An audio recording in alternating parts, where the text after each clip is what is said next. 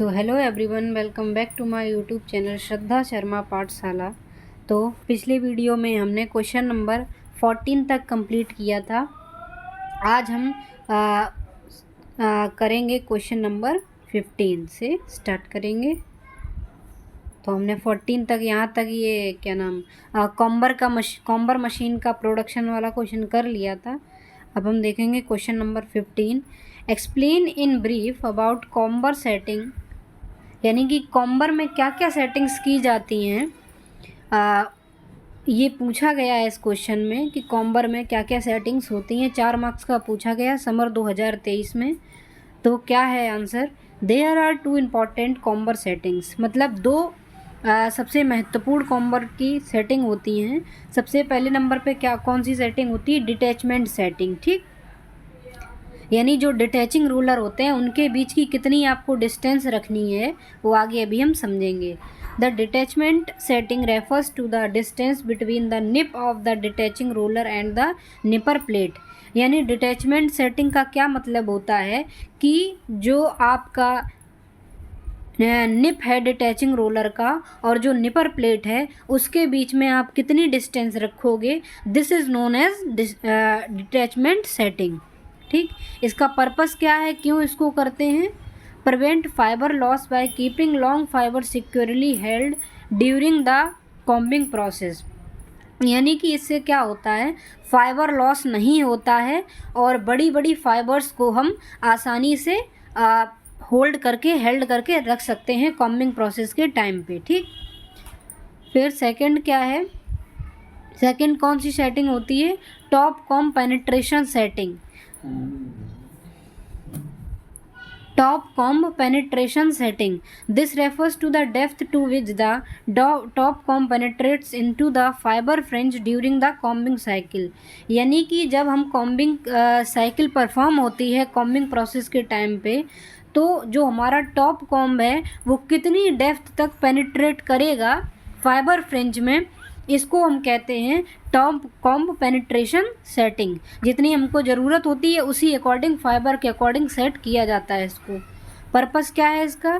Helps in aligning long fibres effectively for better sliver uniformity. यानी कि ये setting का क्या काम है, ये जो फाइबर्स होती है इसको अलाइन करने में इफ़ेक्टिवली अलाइन करता है फाइबर को, जिससे कि स्लाइबर की यूनिफॉर्मिटी और बेटर हो सके। ठीक, अच्छी यूनिफॉर्मिटी के लिए स्लाइबर की। फिर क्वेश्चन नंबर 16 क्या है? Explain the parameters influencing combing operations. यानी कि ऐसे कौन कौन से फैक्टर्स हैं, पैरामीटर्स हैं जो कि इन्फ्लुएंस करेंगे कॉम्बिंग ऑपरेशन को। 7 मार्क्स का पूछा गया है समर 2023 में। तो कौन कौन से पैरामीटर्स हैं? सबसे पहले नंबर पे है रॉ मटेरियल के बेस पे। तो क्या है रॉ मटेरियल के बेस पे? कि फाइबर किस टाइप का है, फिर फाइबर की फाइननेस क्या है, फाइबर लेंथ क्या है, uniformity of fibre length, fibre stiffness, moisture content, foreign material associated with the fibres. ये हमारे रॉ मटेरियल के बेस पे ये कुछ पैरामीटर्स हैं। ठीक, फिर है मटेरियल प्रिपरेशन के बेस पे parallelization of the fibres in the sheet. ठीक है, फाइबर का मतलब कैसा पैरेललाइजेशन है शीट के अंदर। शीट को हम वेट भी बोलते हैं। ठीक है, तो वाट थिकनेस और वाट इवननेस भी हमारा एक ये 2 पैरामीटर हैं। चौथा पैरामीटर क्या है? ओरिएंटेशन ऑफ द हुक्स, यानी हुक्स का क्या ओरिएंटेशन है। फिर नेक्स्ट क्या है? Factors associated with the machine, यानी कुछ ऐसे फैक्टर्स जो कि मशीन से रिलेटेड होते हैं, जैसे condition of the machine, speed, drafting arrangement, accuracy of the setting. और फिर क्या है? Machine settings. मशीन सेटिंग में क्या क्या आते हैं parameters? Feed distance, type of feed, detachment setting, piecing, और लास्टली ये क्या है? Ambient conditions. इसमें कौन कौन से पैरामीटर्स हैं? Room temperature, relative humidity in the room, यानी कि जो रूम का जो टेम्परेचर है जहाँ पे ये कॉम्बिंग ऑपरेशन हो रहा है, और जो रिलेटिव ह्यूमिडिटी है रूम की वो भी इफ़ेक्ट करती है। ठीक, तो ये हुआ हमारा क्वेश्चन नंबर 16। अब हम देखेंगे 17। State the principal of drafting, 3 marks का पूछा गया है, सेम पेपर समर 2023। तो ड्राफ्टिंग का प्रिंसिपल क्या होता है, किस प्रिंसिपल पे ड्राफ्टिंग काम करता है? तो principle of drafting, drafting is the process of alternating और decreasing the weight per unit length of the sliver. मैंने क्या कहा कि ड्राफ्टिंग जो होता है, ड्राफ्टिंग एक प्रोसेस होता है जिसमें कि जो स्लाइबर का वेट जो होता है पर यूनिट लेंथ उसको कम किया जाता है, ठीक है, डिक्रीज होता है जब हम ड्राफ्टिंग करते हैं। If weight per unit length of the sliver, अगर स्लाइबर का वेट, अगर आपकी स्लाइबर का वेट पर यूनिट लेंथ कितना है, 1 minute, if the weight per unit length of the sliver after drafting reduce from 100 grams to 10 grams, यानी कि अगर आपकी स्लाइबर का वेट 100 ग्राम है तो ड्राफ्टिंग प्रोसेस होने के बाद उस स्लाइबर का वेट 10 ग्राम हो जाएगा, यानी कि रिड्यूस हो जाएगा ड्राफ्टिंग करने के बाद। Then it has been given a draft of 10, तो इसका ड्राफ्ट क्या आएगा, 10। ड्राफ्ट का फॉर्मूला क्या है, weight per unit length of sliver divided by weight per unit length of sliver delivery, ठीक है, यानी कितना sliver per unit weight feed किया गया और कितना स्लाइबर प्रोसेस होने के बाद डिलीवर हुआ, उसको कहते हैं हम ड्राफ्ट। और एक और इसका फॉर्मूला है, वो क्या है, surface speed of delivery roller divided by surface speed of feed roller, यानी कि डिलीवरी रोलर की जो सरफेस स्पीड है डिवाइडेड बाय स्पीड रोलर की जो फीड रोलर की जो सरफेस स्पीड है, ठीक है। फिर क्वेश्चन नंबर 18 क्या है, right short note on comber Noyyal extraction theory. 7 marks का पूछा गया है समर 2023 में कि कॉम्बर नॉयल एक्सट्रैक्शन क्या है, ये थ्योरी क्या कहती है। तो नॉयल एक्सट्रैक्शन थ्योरी, सबसे पहले नंबर पे क्या है, फर्स्ट पॉइंट हमारा है कि the noil theory developed by Charles Gegauff, यानी कि ये एक साइंटिस्ट थे जो कह सकते हैं जिन्होंने ये थ्योरी इन्वेंट करी, चार्ल्स गिगियॉफ, ठीक है। और फिर क्या है, सेकंड पॉइंट हमारा है कि the noil theory is the effects of detachment, setting and feed distance moved per cycle on the elimination of noil, यानी कि नॉयल थ्योरी आपकी इफ़ेक्ट करती है किस पे, ये इफ़ेक्ट है किसका, डिटैचमेंट, सेटिंग और फीड डिस्टेंस का, जब जो है हर एक साइकिल एलिमिनेशन साइकिल मूव करती है, ठीक है। फिर it shows the correlation between feed amount and noil percentage with either forward, जिसको कहते हैं concurrent, और backward counter feeding, यानी कि ये क्या शो करती है नॉयल थ्योरी, ये कोरिलेशन दिखाती है किसके बीच का, फीड अमाउंट और नॉयल परसेंटेज के बीच का। हो सकता है कि वो फॉरवर्ड फीड का हो और हो सकता है वो बैकवर्ड फीड का हो। नेक्स्ट पॉइंट क्या है, however calculation made on the basis of the theory are often intractable and should therefore not be attempted,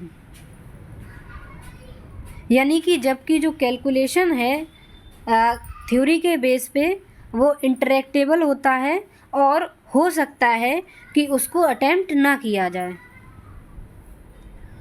forward feed implies that feeding of the seed into the nippers occur while the nippers are moved towards the detaching roller, यानी forward feed कब होता है, जब seed की feeding जो है nippers में होती है, जब निपर्स क्या करते हैं, मूव करते हैं डिटैचिंग रोलर की तरफ। नेक्स्ट पॉइंट हमारा क्या है, backward feed implies that feeding of the seed occurs during return of the nippers, यानी कि बैकवर्ड फीड कैसे आप पहचानोगे कि अब बैकवर्ड फीड हो रही है, तो बैकवर्ड फीड ऐसे समझ में आता है कि जो फीडिंग शीट होती है वो तब होती है जब निपर्स जो हैं वो रिटर्न मूवमेंट करते हैं अपना, ठीक। फिर लास्ट पॉइंट क्या है, the noil extraction theory is classified in 2 types these are, यानी नॉइल एक्सट्रैक्शन थ्योरी को 2 पार्ट्स में डिवाइड किया गया है। पहला क्या है, फॉरवर्ड फीड, और second one is backward feed. अब question number 19, explain any 2 technological design changes in modern comber, यानी जो हमारा कॉम्बर है तो पहले ट्रेडिशनल टाइम पे दूसरा कॉम्बर चलता था, लेकिन अब धीरे धीरे समय के हिसाब से कॉम्बर में भी चेंज किया गया है। तो वो मॉडर्न टेक्निकल डिज़ाइन चेंजेस क्या क्या हैं मॉडर्न कॉम्बर के, वो इस क्वेश्चन में पूछा गया है। कोई भी 2 बताने हैं, 4 मार्क्स का क्वेश्चन है, समर 2023 है। Here are 2 technological design changes in modern comber, यानी कि जो नए 2 डिज़ाइन चेंजेस आए हैं मॉडर्न कॉम्बर में, वो हम देखेंगे क्या क्या हैं। सबसे पहले नंबर पे है servo controlled nipper and feed system. ये एक सेटिंग का नाम है, servo controlled nipper and feed system, यानी कि कुछ कह सकते हैं कंट्रोल किया गया है किसके बीच में, निपर और फीड सिस्टम के बीच में। तो ये क्या है हम देखेंगे। फर्स्ट पॉइंटर है हमारा improved fibre alignment and reduce fibre breakage, यानी कि ये क्या करता है servo controlled nipper and feed system. इसमें क्या होता है कि ये जो फाइबर के अलाइनमेंट्स होते हैं, यानी एक के ऊपर जो एक फाइबर रखी जाती है उसको इम्प्रूव करता है और रिड्यूस करता है फाइबर के ब्रेकेज को, यानी फाइबर को बहुत कम टूटने देता है। नेक्स्ट पॉइंट क्या है, increased combing efficiency and production rates, यानी ये क्या करता है कि जो कॉम्बिंग की जो एफिशिएंसी है, जिस एफिशिएंसी से ये काम करता है, हमारा कॉम्बिंग करता है, तो उसकी एफिशिएंसी को भी बढ़ाता है और प्रोडक्शन के रेट को भी इंक्रीज़ करता है। नेक्स्ट पॉइंट क्या है, reduced energy consumption and lower operating cost, यानी कि जैसे मतलब कोई भी मशीन काम करती है तो उसको कुछ एनर्जी रिक्वायर्ड होती है अपना काम करने के लिए। तो servo controlled nipper and feed system क्या करता है कि वो जो एनर्जी का कंजम्पशन है उसको कम कर देता है और जो ऑपरेटिंग कॉस्ट होता है उसको भी घटा देता है, कम होती है इसकी ऑपरेटिंग कॉस्ट। लास्ट पॉइंट क्या है, enhanced yarn quality and reduced impurities, ये क्या करता है कि जो यार्न की हमारी जो क्वालिटी है उसको इन्हेंस करता है, यानी बढ़ाता है यार्न की क्वालिटी को और उसकी इम्प्योरिटीज़ को कम कर देता है। ठीक, हमने देखा कि पहला हमारा टेक्निकल चेंज क्या होता है, टेक्निकल डिज़ाइन चेंजेस क्या है मॉडर्न कॉम्बर में, वो हमने कंप्लीट किया। अब सेकंड हम देखेंगे electronic piercing and automatic lubrication system, यानी कि कॉम्बर में क्या है सेकंड मॉडर्न चेंज क्या आया कि इसमें इलेक्ट्रॉनिक पियर्सिंग हो सकती है और ऑटोमेटिक लुब्रिकेशन सिस्टम इंड्यूस किया गया है इसमें। तो फर्स्ट पॉइंट क्या है, ये क्या होता है, automated piercing and reduced labour cost, यानी कि कोई भी काम, देखो सबसे पहले नंबर पे हमारे लूम्स आए थे तो वो मैनुअली ऑपरेट होते थे, उसके लिए हमें किसी मतलब मैन की या फिर किसी भी लेबर की ज़रूरत पड़ती थी वो काम कराने के लिए। लेकिन ऑटोमेटिक लूम्स में क्या होता है कि वो मैकेनिकली सब कुछ होता है, ऑटोमेटिकली होता है और उसमें मतलब किसी लेबर कॉस्ट की हमको ज़रूरत नहीं होती है, वो ऑटोमेटिक होता है कंप्यूटर द्वारा। ठीक है, तो अगर ऑटोमेटिक पियर्सिंग होगा तो इससे क्या होगा, जो लेबर कॉस्ट है वो कम हो जाएगी।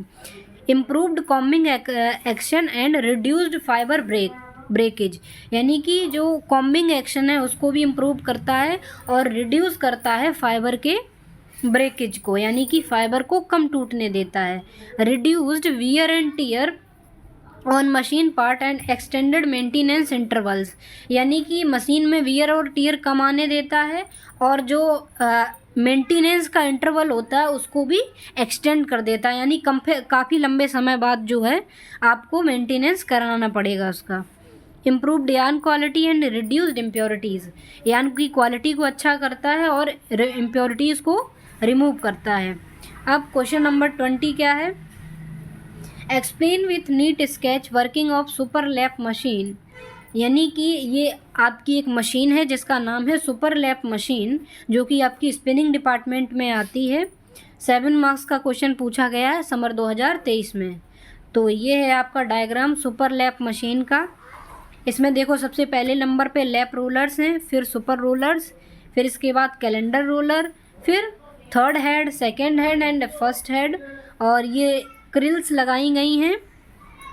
नीचे क्या है आपका टेबल कैलेंडर रोलर, ये टेबल है, और 20 ड्राइंग स्लाइवर फ्रॉम कैंस, और लैप का वेट कितना है 120 ग्रेन्स, और प्रोडक्शन कितना है 600 LBS पर आवर। ठीक है, ये आपको होगा सुपर लैप मशीन का डायग्राम। ये लैप रोलर से स्टार्ट होके और ये हेड स्टॉक पे ख़त्म होता है आके। तो इसकी वर्किंग क्या है समझेंगे। There are 3 creels, 3 zones and 3 different feed plate in this machine. यानी इस मशीन में क्या होता है 3 ही क्रिल्स होते हैं, 3 जोन होते हैं, और 3 ही अलग अलग तरीके की फीड प्लेट्स होती हैं। नेक्स्ट पॉइंट क्या है, the slivers are passed through 3/2 drafting system made up of pair of back rollers.